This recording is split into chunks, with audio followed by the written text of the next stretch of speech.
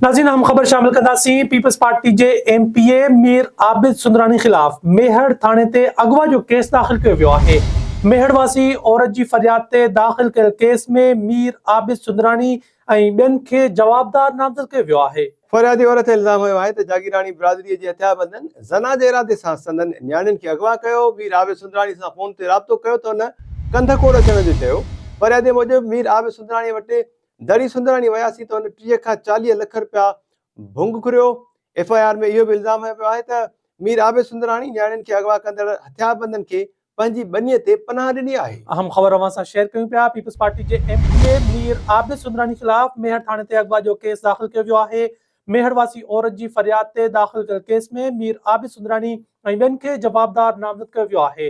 फरियादी औरत इल्ज़ाम हयो आहे त जागीराणी बिरादरी जे हथियारबंदनि ज़िना जे इरादे सां संदनि न्याणियुनि खे अगवा कयो। मीर आबिद सुंदरानी सां फ़ोन ते राब्तो कयो त उन कंदकोट अचण जो चयो। फरियादी मूजिबि मीर आबिद सुंदरानी वटि दड़े सुंदरानी वियासीं त उन 30 खां 40 लख रुपया भुंग घुरी।